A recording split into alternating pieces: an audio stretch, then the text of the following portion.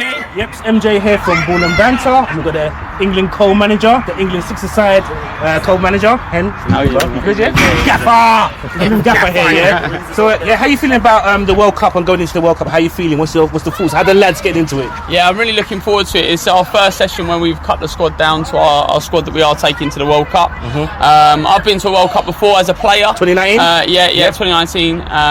Unfortunately, we got knocked out by Greece, the host, and we didn't really play as well as we possibly could have done. So we're basically going back for revenge. I'm not saying that we've got the squad to go and win it, but we want them to believe that that's our number one goal, that we can go out there. I think everything that we do as coaching staff, as players, I think you saw today that we've got winners, and I think we've got a winning mentality. So whatever we do, whoever we play, we're not going to fear people. We're just going to go out there with a mentality that number one is to win the game. That's it, 100%. Yeah. You know what? I'm looking forward to seeing some action for the World Cup as well. Like, I'm looking forward to it. But yeah, how's your progress or path into six-a-side football? So I had a bit of a weird path, really. I never really played six-a-side football until, probably about a year before the World Cup. Okay. I just got asked to come to a couple of trials. The trials started big and then they just narrowed themselves down to the last 13. We'd end up taking 11 to the World Cup. So actually, it sounds really silly, my first actual experience of six-a-side football was actually for England. That's not bad, though. So usually a lot of these boys have played, exactly. A lot of these boys have played, five-a-side, six-a-side, small-side football for a long time. But for me, I'm more of an 11-a-side player. I played all my career 11-a-side from like different pro clubs, and then I've gone into non-league football, and that's sort of my main thing. But I absolutely love six-a-side football. I think it's really good, it's fast, it's completely different to 11. Yeah, definitely. And you have to be a certain player. You can adapt, but not all 11-a-side players can adapt to six-a-side, and vice versa. That's right. But you did, and then you're manager. So give us the path into how did you get to become a co-manager? So I think the story's unbelieving. Yeah. So we heard. For me, we went to a World Cup.